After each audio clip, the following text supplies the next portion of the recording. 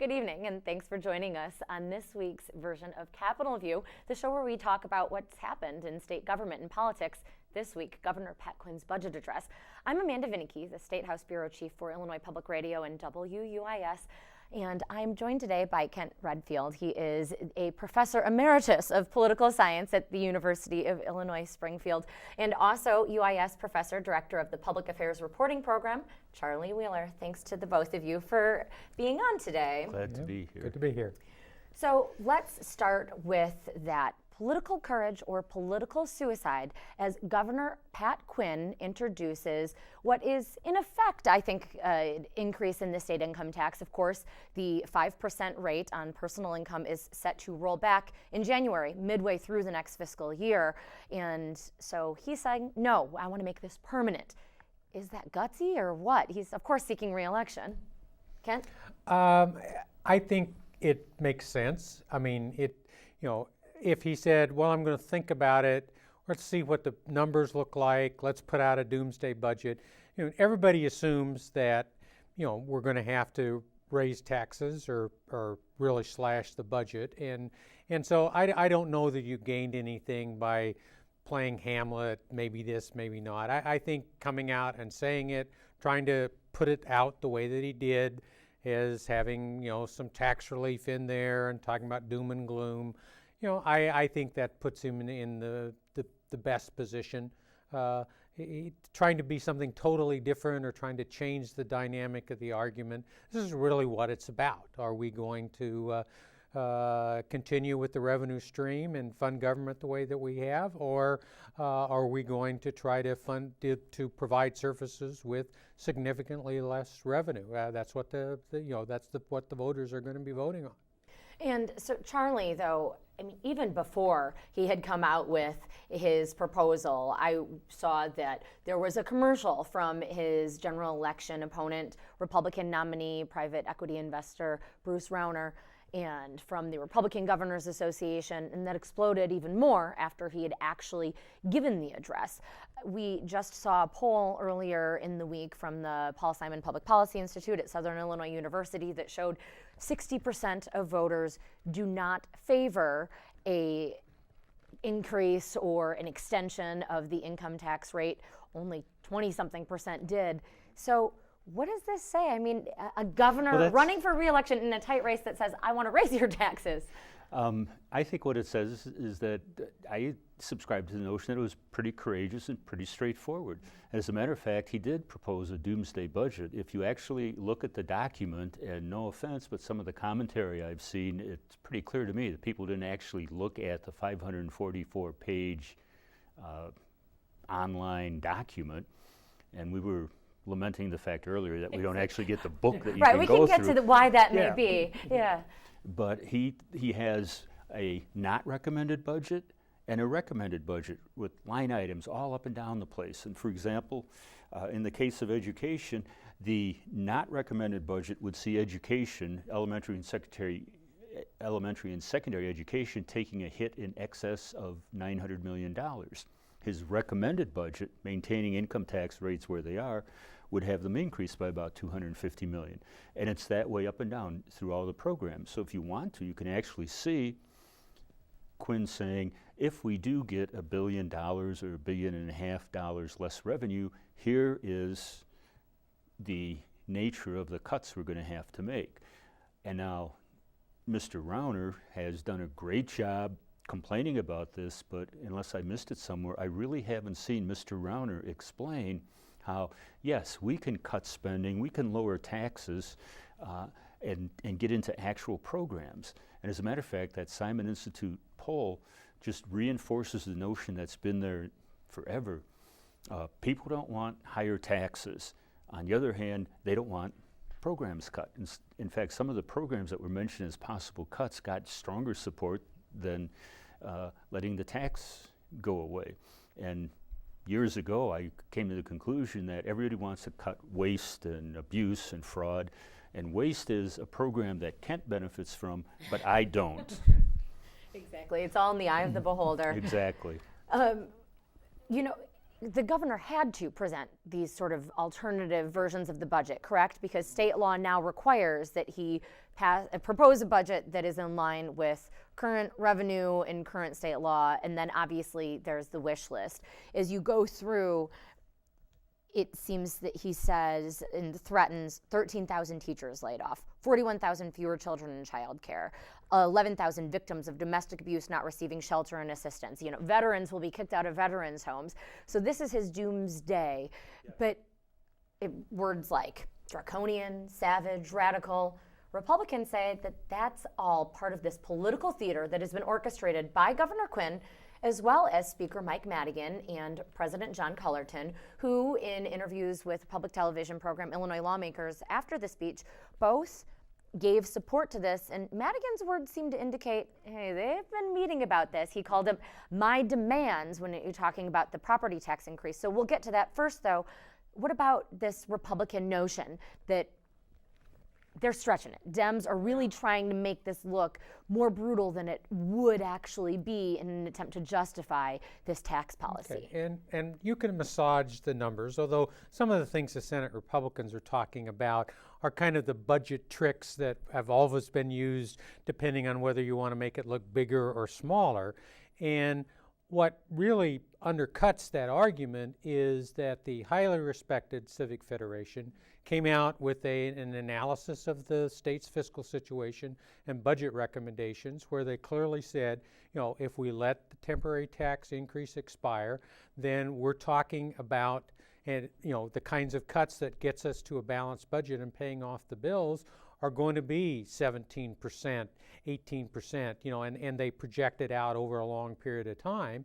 And they, in fact, were recommending a combination of cuts and while phasing out the tax increase, but also getting a permanent revenue stream from taxing retirement income. So, you know, here's the numbers are the numbers. And clearly, if you look at the spending curves and the revenue stream, you know, they will diverge. If the people at the University of Illinois, the fiscal futures people, when they look at those numbers, they say even if you keep the tax increase, if you maintain spending, eventually we're going back, you know, actually a few years into a deficit situation that's only going to get worse. And so there is part of Quinn's budget that is unrealistic when you get the impression that now that we've got this extra pot of money, we can expand services and live happily ever after.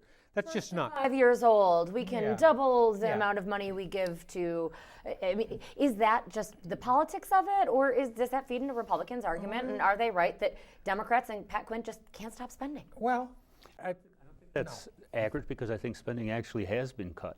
If you look at the bottom line, it's gone up, but the reason it's gone up is because the state, to its credit, has been making the pension payments according to the schedule laid out in 1995. There's been no more holidays, and that increment has been, over the last several years, it's been in the several billion-dollar range. And Illinois also, in this century, in the first decade, had 4 years in which revenues were actually less than the prior year. Before then, in the 20th century, after World War II, after the Eisenhower years, that didn't happen. And so the budget debate was always, how are we going to allocate these extra dollars? How much are going to go to education? How much to human services? How much to the state police? And so on. Now it's how do we apportion the pain, if you will? So yes, spending has gone down on core services, even nominally, even if you don't adjust for inflation or population growth. And as I said earlier, to me, the people who argue we should let the tax increase, the tax rates roll back, where are you actually going to cut the money? Are we dealing with a rollback anyway? It wasn't all that long ago, in 2011, that the General Assembly passed what was sold as a temporary income tax that was, again, when you talk to Republicans, they say it was supposed to solve everything. I'm not sure that was the exact promise that was made, but it was supposed to be a temporary income tax with the planning ahead. Obviously, everyone knew this was going to be a gubernatorial election. So What was the thought there? Was that what was needed for it to pass? Or is this a faux pas when we give a lot of credit, it seems, in the Illinois Capitol to, for example, House Speaker Michael Madigan for, playing chess while everyone else is playing checkers and being this brilliant political mind? Why make it temporary in the first place if you're going to take a tough vote? Was that a mistake? Well, I think there was some hope that revenues, the economy would pick up, that we wouldn't be under the pressures. I certainly, in retrospect, in for a penny, in for a pound. You pass a tax increase, nobody believes that it's going to be permanent, and so you might temporary. So you might as well have done that. But it clearly, we have. If you look at the numbers, it is. You can't sustain government by getting rid of that revenue stream. On the other hand, to pretend that now that we've got the revenue stream, we can just go on spending the way that we have, that's not telling the truth either. I mean, at some point, we either have to have a better revenue stream, or we have to say not everything the state does is a core service and we need to cut spending. And we're not having those honest conversations. In fact, the governor took off the table taxing services, which is one of the things when people look at the way we generate revenue and say, let's bring the state into the 21st century. The governor complained about the property tax system, and yet we've got a sales tax system that was put in place when services were a very small part of the economy. Now they're a huge part of the economy. It's one of the reasons why when costs go up and incomes go up, our revenue doesn't go up, because we've got a very badly designed tax structure. And the governor is saying we just keep doing what we're doing and we're going to be fine. And that maybe gets to the end of the second Quinn administration, but it doesn't do much for solving the long-term budget problems of the state of Illinois. And that was one of the points that the Institute of Government and Public Affairs at U of I had in this analysis. It was you have to have a combination of both, of cuts and revenue increases. You can't hope to get by with our current revenue structure the way it is, the things we tax, the things we don't tax, and our current level of services as you look going ahead to inflation, you look ahead to population growth, you look ahead to something like the aging of the population. There's going to be a lot more people looking like Kent and I in a few years than there are looking like you. And there are costs associated with people who become senior citizens, not that Kent is, but I am. You look at, for example, Medicaid. Less than 20% of the Medicaid population is composed of people who are senior citizens or people with disabilities. Half of the appropriation for Medicaid goes to provide care to those people. And so the demographics are working against you. So you got to have a combination of both. So in a sense then, is the governor, while taking what you both agreed was a courageous step in saying, I don't want the income tax to roll back, instead I believe it should be extended into perpetuity, is he nonetheless though kind of closing off an argument or closing off a debate that this is a ripe time to have in terms of actually what some would term fixing Illinois' structure? I mean, the speaker talked about that even. He said, I think we need to redo this. This is an opportunity. But it seems like... But see, for him, it's populist, because he talks about, we're not going to tax services. I'm taking that off the table, so that when you take your dog to the vet, you don't have to pay. Or when you go to get a haircut. Well, there are other services that could be taxed that are maybe high-end, that, An accountant. Well, not even professional service. So let's say somebody who goes to some health spa.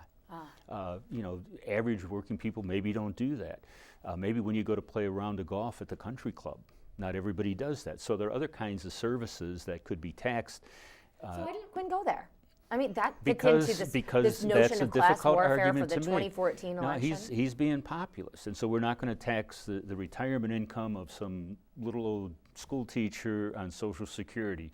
But how about the people who in their retirement income have golden parachutes? I mean, it's not as black and white and as easy as he makes it, but he's trying to make this populist argument. So he takes this stuff off the table. And notably, those are two things that Rauner has expressed at least an openness to. Right. And states that have income tax, the tax retirement income, they don't tax Social Security, or they tax it at a very low level. So, I mean, he's really putting out a straw man. And on top of that, he says, well, let's change the way that we do provide property tax relief. You know, he's introducing a $600 million expenditure. We're taking money out of that revenue stream that could go to education, could pay off bills, and we're putting it into property tax relief, which really isn't property tax relief. It is a credit against your income tax liability.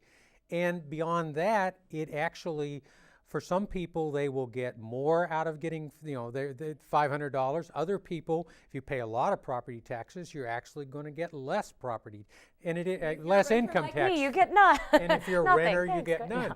But it's middle class taxpayers. I mean, it's that populist theme Oh, again. yeah, I mean, the bulk of his speech. Oh, go ahead. $1,000. If your property taxes are higher than $10,000, you're going to get less having this $500 refund as opposed to the tax credit. On the other hand, if your property taxes are below $10,000, you're going to come out ahead. So again, it's what I would say it's an attempt to portray this as being populist, helping the lower and middle income folks. You know, it was striking to me that in this speech, which lasted, you know, I didn't time it, about a half an hour roughly, that he never actually said income tax extension or rollback or anything like that. It was the closest I really thought it got to was one line where he said, would maintain current income tax rates. And he pretty much left it at that. The bulk of it, you heard about his successes. You heard about where else he wants to spend money, briefly at least, in terms of, for example, early childhood. He did not talk about, he said that he wants a new capital bill, but did not talk about any funding stream for construction projects. Yet again, saying he wants to leave that to a bipartisan group of legislators to come up with, similar to how the bulk of work with pensions was done. But most of it really was about this property tax relief. Can you further explain? I know this is in terms of property tax relief, and schools are heavily funded through that, and that gets into the disparity with schools and, you know, just where the school happens to be if you're in a wealthy district versus a poor one. But Governor Jim Edgar, Republican, had sort of kind of gone this route. How is this different? How is that what you might term real property tax relief, and this isn't? How is it different? I would say, as I think Ken said earlier, it's really not property tax relief because it's not linked to property taxes. Now, maybe Quinn would argue we're going to put this additional money into education with the hope that local school districts will then not have to keep their levies at the same level. Their requests for property taxes, they'll maybe scale back, and that'll help property owners. I don't think that's a realistic expectation, however. School districts are really hurting. I think the State Board of Education had some huge percentage of school districts that are in deficit spending, more than half the school districts in the state. So I don't see the school districts saying, oh, we're getting this little extra money from the state, so we're going to cut property taxes. I think the way you cut property taxes, and then Comptroller Dawn Clark-Netsch proposed it in '94, and in her candidacy for the governor against incumbent Governor Jim Edgar, and probably lost in part because of that. Then a year or so later, Edgar embraced a version of that. And it was all based on increasing income tax rates, using a portion of that money to provide more money to schools, using another portion of that money to directly rebate reduced property taxes. And that plan has never really gone anywhere. That was the same plan that Senator James Meeks, former Senator James Meeks, pushed for a number of years. Yeah, that's a swap. That isn't. Yeah. This has nothing. This does Nothing not to do affect with the that. school board. This was a way to sweeten the deal. Yeah, it's saying we're keeping your taxes 2% higher than they were 4 years ago, but you're getting property tax relief. If you pay $3,000 in property taxes, you're going to get $350 more per year out of this. Instead of $150, you get $500. On the other hand, 2% of your income is going to go to more points. Yeah, 2 percentage points of your income are going to continue to go to income tax. So it's not really, it's Republicans line a week's worth of pay. yeah, this is bumper sticker stuff. It's Is it tax gonna work? That's relief. my but question. Is it going to work? In How do the you mean, sense, is it gonna work? The two of you are people who know the budget inside and out. There's, again, you can't get away from the electoral politics of this. Is that going to be enough, this sweetener, for Quinn to sell this plan to the voting public? Or is this a win for Bruce Rauner, again, already out with the commercials, who's going to say over and over, he wants to increase your taxes. Look at this guy, he's failed in Illinois. In a sense, what do you it's a think? wonderful opportunity for Bruce Rauner, because unless the guy is Right. a total idiot, he has to realize what the state's financial situation is.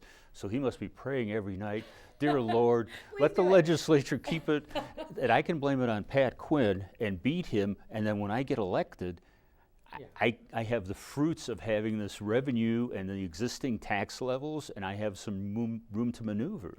So let's tease that out then. Why, given that, if this would basically be, let's pretend that Rauner does win and that Quinn gets his way, the Democratic supermajorities vote for the extension of this income tax increase, why are they going to land this plum in the lap of a Republican governor versus waiting until after May 31st, the Speaker has Because said? lawmakers don't want to go home with the alternative, and the alternative is these deep cuts. The governor may have exaggerated a little bit in terms of what the impact would be, but the impact is real. They're going to be services cut, there's going to be more pressure put on schools, there's going to be more pressure put on seniors programs. Everything that he said is going to happen. Maybe not to the extent, but it's going to be there. There's going to be a lot of suffering. For legislators, the easier thing to do is to vote for this. And while it may be, difficult and suicide for Quinn, for the people who are going to vote for this, it's going to be a slam dunk. There's nothing to worry about. And the reason I say that, Safe seats. yeah, and part of it, in the Senate there are, Three, I think, competitive races, basically. Well, I was going to say in the Opponent, Senate, right. yeah, There's not, I in think the Senate there's 28 Democrats who aren't even up for re-election. There's 7 who have no opponent, and a couple of the ones who do have opponents won by close to 100% last time around. And in the House, I looked it up, 45 House members have no Republican opponent. 3 of them, in addition to them, are lame ducks, and of the others, half a dozen of them voted for the tax hike in the initial tax hike and still got reelected. As a matter of fact, everybody who voted, there were 59 people who voted who then ran in the following November election. They all got elected. All of them. Yeah, and the numbers really are there. I mean, it is in fact the case that spending the way we're spending and taking the revenue back to where it was 4 years ago is a train wreck.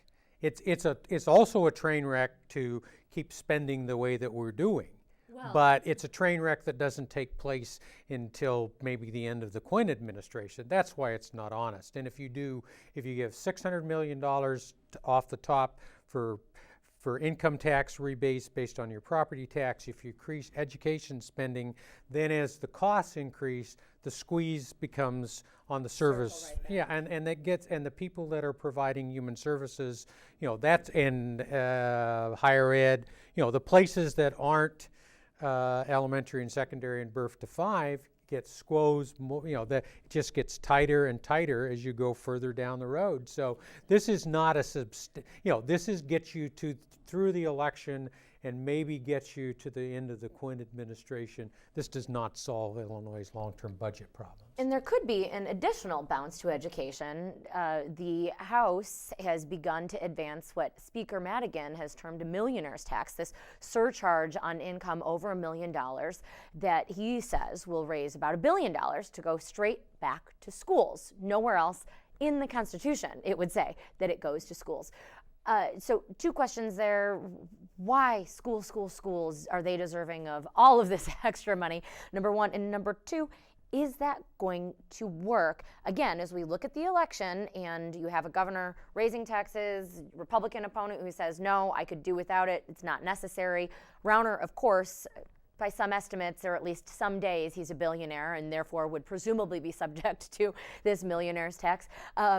So it seems to be a political issue aimed at him. Will that be enough combined with the property tax relief for Quinn to be able to skate by in November. Kent?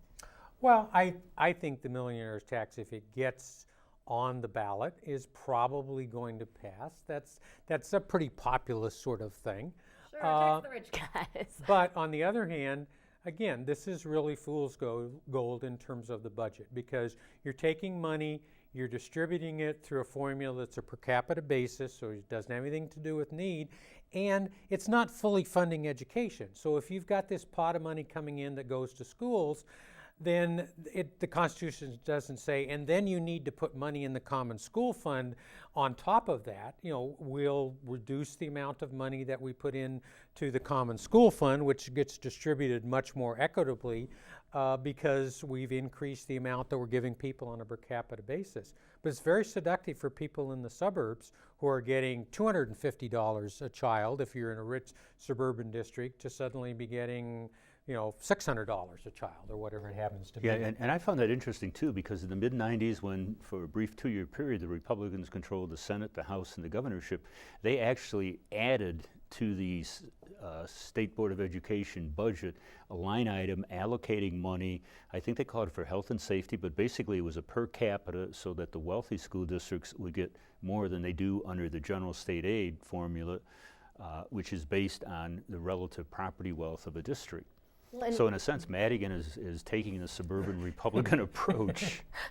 Thank you, Speaker. And in that same committee, they also voted down the progressive income tax. So we don't have much time left. Either of you care to talk about that? This would be a tax that basically would change the Constitution so that instead of a straight flat tax, it would be based, the more you make, the higher tax you pay, or at least the higher rate. Well, yeah, and it would increase the rates on marginal income above a certain level, which is what Madigan would say. He would say, from a million, your first million, your first $999,000 is whatever the rate is, and then yeah, and that's an argument that's been around a long time. Most of the states that do have income taxes have progressive rates, and as a matter of fact, a lot of our neighbors do, and they have, it looks like. well, and they have higher rates at the margin than what we would have even with Madigan's proposal. So there you go. It's a bridge too far. The millionaire's tax is easy to explain. It's definite in what's there. Graduated income tax would not lock, and it could affect you. Yeah, and it wouldn't lock in the rates, and so everybody could write their own horror story as to what the actual details are going to look like. We've already seen plenty of that emerge. Plenty more of that will be coming up. Thanks so much for watching. That's all the time we have for this week's Capitol View. So thank you so very much to Charlie Wheeler, to Kent Redfield. I'm Amanda Vinicky with WUIS and Illinois Public Radio. Check us out at networkknowledge.tv. Yes, there it is. And join us next time on Capitol View. Thanks.